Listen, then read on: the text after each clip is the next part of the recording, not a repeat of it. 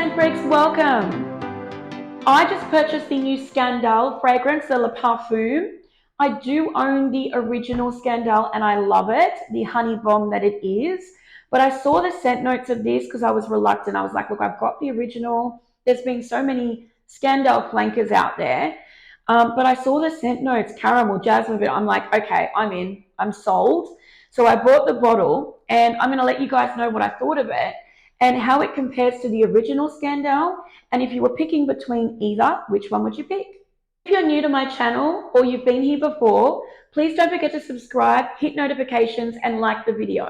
It really does help my channel. Okay guys, so I have been wearing this now for, I think around like 9 days, and I've put an embarrassing dent in this bottle. So it's not an unboxing. I just wanted to show you guys the box because I just thought it was super cool. But look, it's all velvet. It looks beautiful. Okay, so that is the bottle. So it's the famous legs, just like Scandal, except it's a red bottle, which I actually really like. I think the gold and red look really nice together. Okay, so as I mentioned at the beginning of the video, it was the scent note listings of this fragrance that got me. Check them out. How unbelievably yummy does that sound? Seriously, only 4 scent notes, but they're everything I love. Firstly, let me start by saying I loved this scent. It did not disappoint me. I did not regret the purchase. It is a lot more jasmine than I realized it would be, but it's a jasmine done very well. It's a fresh white jasmine and it doesn't overwhelm the caramel, salt, and vanilla. You know, they kind of complement each other really, really well.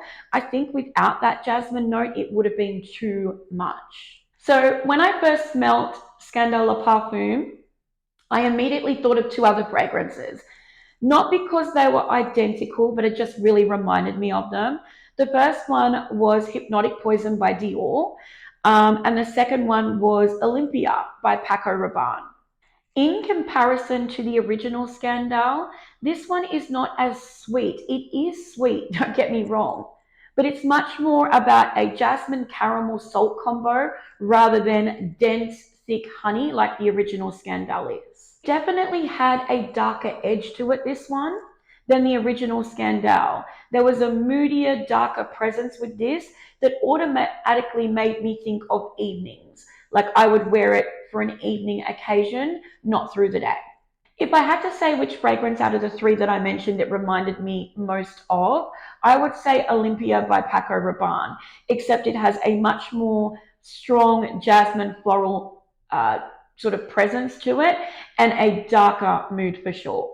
I love the vanilla. It makes an appearance, but it's not an adolescent vanilla. And I feel like it smells more expensive than it costs. I mean, it ain't cheap. I'm not saying it is. I think this bottle was 150 Australian dollars and it is only a 50ml bottle. So she's not affordable by any means, but it smells even more expensive than that to me. No, it's not one of the most complex, intriguing, niche-like fragrances in the world, but it managed to capture perfectly what it was trying to do, which was to be a flirty, dark, sexy, sweet, date night, floral, caramel fragrance. As I said a little earlier, caramel for me is one of those scent notes that really does grab my attention. And sometimes when you get caramel in a fragrance, you get it and you smell it finally and you're like, hang on, I'm not getting caramel or I'm not getting enough caramel. Whereas I got plenty of caramel in this, like it did not let me down in the caramel department at all. It is rich, thick, sticky and indulgent, but it's balanced. That jasmine and salt note are perfect partners in crime with the caramel and the vanilla. Now, if you were looking at buying either Scandal or you own Scandal and you're thinking, look, is it worthwhile getting this one? I did get it because, as I said, the scent notes were very intriguing for me personally. I would say they do share a similar DNA, obviously, but they are quite different. The original Scandal is about rich, thick, sticky, intense honey and not much else. Whereas this one is more balanced, I think. It's also darker, as I said earlier. I think that if you find Scandal, the original, a little bit too difficult to wear because it is so sweet and it is so honey-like, This one I think would be a little bit more versatile because it is balanced by the florals and the salt does well and truly come into effect and really kind of balance out the fragrance. You need both? No, you don't need both. It would just come down to your personal taste. If you love honey and sweetness, go the OG. If you want something that's a little bit sexier, in my opinion, a little bit better balanced, and has enough, floral and sweet and saltiness to go around, I would go this one. I honestly think that this one has been one of the better flankers for Scandal. Scandal's always been my favorite in the whole lineup. And now this one is honestly on par with the original Scandal. Like, I like both just as much. So I am really glad that I got it.